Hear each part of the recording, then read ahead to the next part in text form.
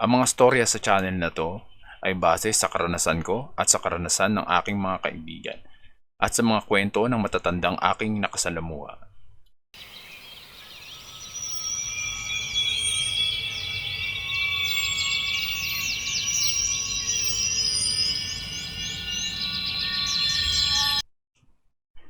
Ang istoryang maririnig ninyo ngayon ay kwentong galing sa aking ina.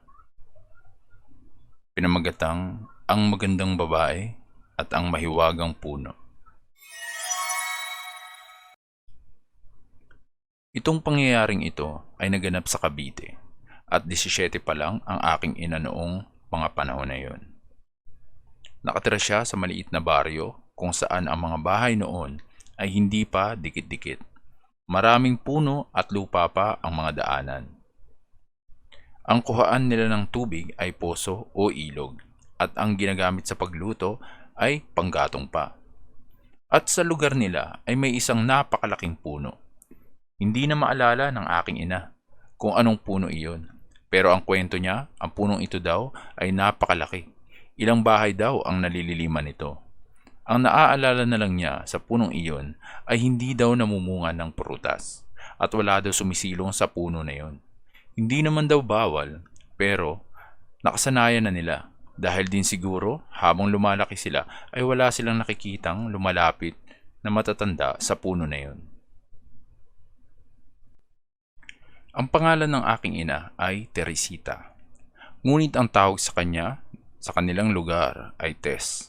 Hindi naman ganun kaganda ang aking ina. Pero ang kwento niya sa akin ay maraming nanliligaw sa kanya nung panahon na yon. Siguro daw dahil iilan lang silang babae sa lugar nila. At ganun din sa ibang lugar. At yung ibang mga lalaki sa ibang lugar ay ayaw manligaw ng mga taga-lugar nila. Kaya dumadayo pa daw para maghanap ng magiging kasintahan. Isang umaga, habang naghahanda ng lulutuin si Tess ay dumating daw ang kanyang ama. At inutusan siyang maglaban nito. Sabi daw ng kanyang ama, "Ako na mag-aasikaso niyan, labhan mo na lang muna sa ilog yung mga labahin natin. Magpatulong ka na lang dyan sa mga manliligaw mo na nag-aantay sa labas." Tumigil si Tess sa kanyang ginagawa at sumilip daw siya sa pinto. Pagsilip niya ay nakita niya na yung dalawang manliligaw niya ay nag-aantay sa labas. Tinawag niya ang mga ito at pinabuhat ang mga gagamitin niya sa kanyang paglalaba. Bago ituloy ng aking ina ang kwento niya, tinanong ko siya, "Bakit ang aga naman pumunta ng mga manliligaw mo, ma? Buti hindi nagagalit si Lolo."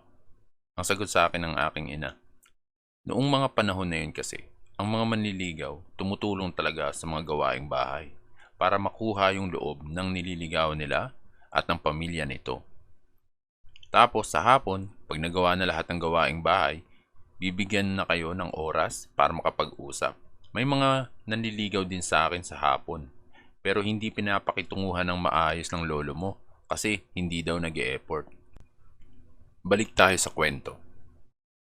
Pagkatapos kunin ng mga manliligaw ni Tess ang mga labahin ay nagtungo na daw sila sa ilog. Pagdating sa ilog ay nakita ni Tess ang mga kaibigan niya na naglalaba habang nagkwekwentuhan. Tinawag daw siya ng mga ito. "Tess, dito ka sa amin, may kikwento kami sa'yo." Napatingin si Tess sa mga manliligaw niya at tumango na daw yung dalawa. Senyas na, "Sige lang, kami na bahala dito." Lumapit si Tess sa mga kaibigan niya at tinanong siya ng mga ito kung naaalala niya si Tomas. Si Tomas pala ay ang manliligaw na kaibigan ni Tess. Sumagot si Tess, "Oo, naaalala ko yun. Bakit? Kasintahan mo na ba siya?" Sumagot agad ang kaibigan niya, "Hindi pa. Hindi na nga dumadalaw sa bahay namin yun. Pero tuwing madaling araw ay nakikita naman daw ng mga kapitbahay natin dito sa lugar natin. Naglalakad daw, may kasamang magandang babae." "Sinong babae?" tanong ni Tess. Sumagot yung kaibigan niya, "Hindi nga daw taga rito sa atin yung babae. Malapit ko pa naman na sana siyang sagutin. Ikaw ba? May napili ka na ba dyan sa mga manliligaw mo?" Pabirong tanong ng kaibigan ni Tess. "Huwag kang maingay, baka marinig ka," wika ni Tess. Pagkatapos maglaba ay nagtungo na sila pabalik sa bahay ni Tess. Habang naglalakad sila ay naalala ni Tess na kaibigan ng isa sa mga manliligaw niya, si Tomas.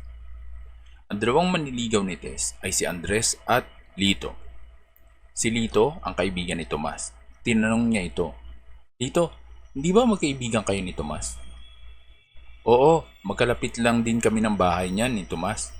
"Bakit mo naman natanong?" wika ni Lito. "Nanliligaw kasi yon sa kaibigan ko, pero netong mga nakaraang araw ay hindi na daw dumadalaw sa kanya. Pero nakikita raw ng mga taga rito na naglalakad may kasamang babae na hindi rin naman daw taga rito," wika ni Tess. Sumagot si Lito, "Umaalis yon lagi sa lugar namin, madilim-dilim pa. At dadalawin niya daw yung kasintahan niya na taga rito sa inyo. Tinatanong pa nga ako nun nung minsan kung gusto kong sumabay, pero kailangan ko muna tapusin yung mga gawaing bahay bago ako makaalis, kaya hindi ako nakasabay sa kanya. At isa pa, masyado pang maaga nung inaya niya ako nun." Biglang sumabat si Andres.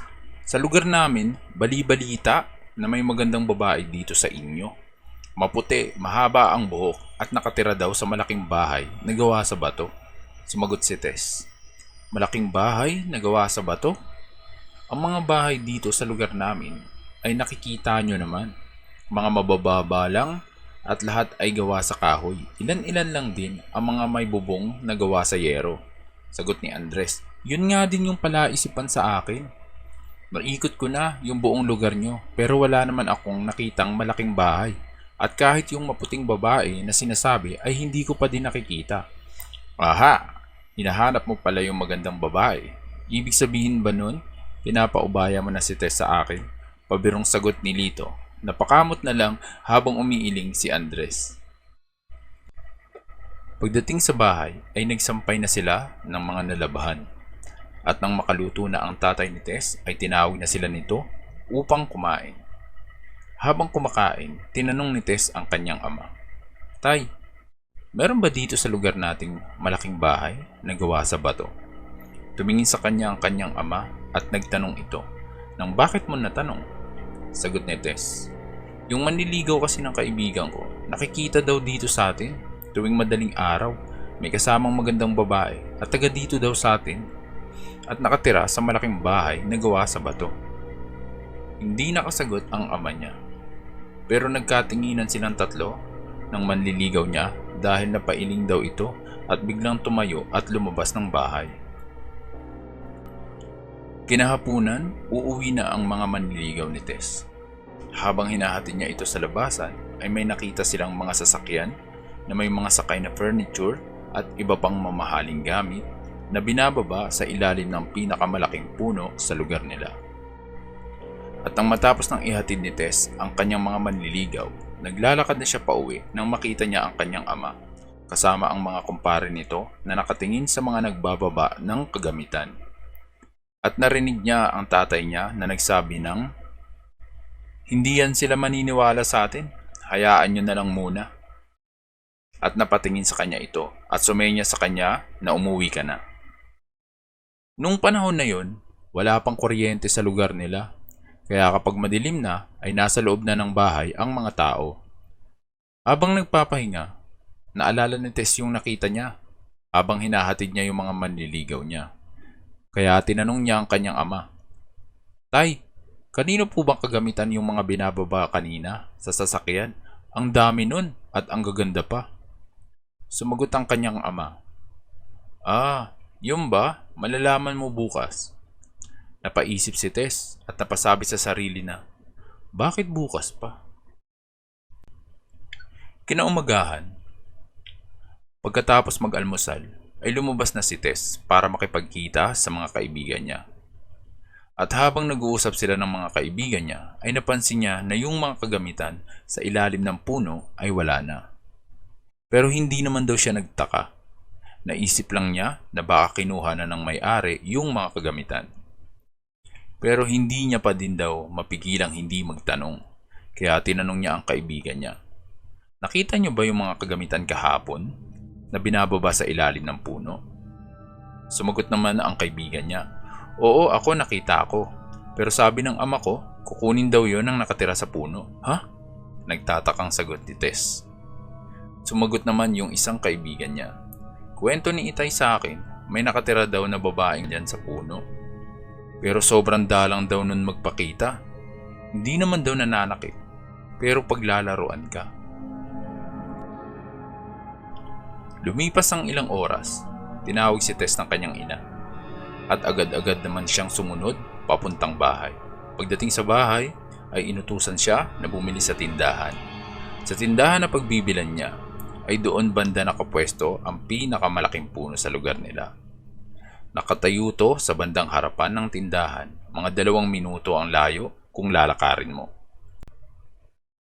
Habang bumibili si Tess, ay may mga kalalakihan na lumapit sa tindahan at nagtanong ang isa sa kanila.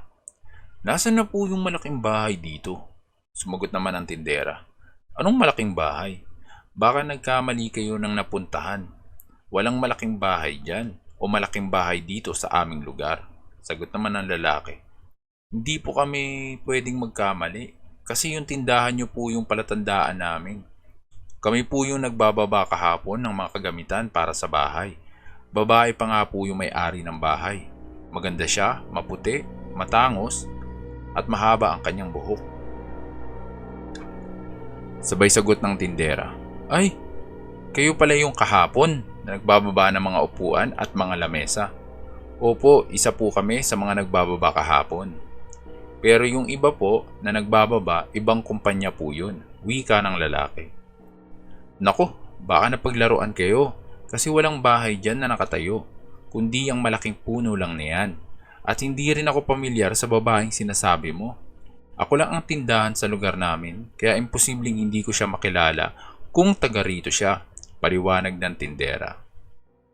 Sagot naman ng lalaki. Isa pa po sa pinagtataka namin, kasi wala po yung napakalaking puno na yan kahapon, habang naluluhang nagpapaliwanag. Nako, nandito na yung puno na yan bago pa magkaroon ng baryo dito, sabi ng tindera.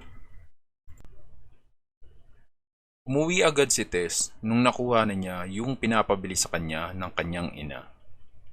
At nang makaluto na ang kanyang ina, ay kumain na sila. Habang kumakain, ay kinukwento ni Tess ang nangyari sa tindahan. Sumagot ang kanyang ama. Nangyari na din dati yan. Mga prutas naman ang dinala ng iba't ibang sasakyan sa malaking puno na galing pa daw kung saan-saan. Sinasabi din daw nila na may malaking bahay at may nakausap daw silang magandang babae at nakasuot daw ng mamahaling alahas. Dagdag pa ng tatay ni Tess. Bata pa ako nung unang makita ko yan. Maganda siya, maputi, mahaba ang buhok, lagi siyang nakangiti sa amin nun. At napakputi din ng kanyang mga ngipin. Noong panahon na yun, sa tuwing makikita namin siya, lagi siyang nakasuot ng kimona na kulay pula. Hindi naman siya nananakit, pero hindi din yan ang tunay niyang itsura. Paano mo naman nalaman, Tay, na hindi yan ang itsura niya? Tanong ni Tess. Nung bata pa kami, isang albularyo ang nagsabi sa amin na hindi yan ang itsura niya. At tinuruan kami ng albularyo kung paano namin makikita ang totoong itsura ng babaeng maganda. Kailangan mong tumuwad at tignan siya sa pagitan ng iyong hita. Hindi pa man tapos magkwento ang kanyang ama, ay nagtanong na agad si Tess. Ginawa niyo po ba? Anong itsura niya? Sagot ng tatay ni Tess. Oo, nung minsang nakita naming nakatayo siya ulit sa malaking puno, ginawa namin ng mga kaibigan ko yan. Ano po itsura niya? Tanong ulit ni Tess. Sa pagkakaalala ko, sa totoong itsura niya, hindi mo malalaman kung lalaki o babae siya. Hugis tao siya na may balat na parang sa puno, pero kulay pula ito at napakaraming baging sa kanyang ulo na para bang mga buhok niya. Yun lang ang naaalala ko dahil nung makita namin yung itsura niya ay tumakbo na agad kami ng mga kaibigan ko sa sobrang takot. Pagkatapos nun, hindi na namin siya nakita muli. Pero sabi ng albularyo sa amin, babalik din daw yun pag wala nang natatakot sa kanya. At dito na nagtatapos ang kwentong ibinahagi sa atin ng aking ina.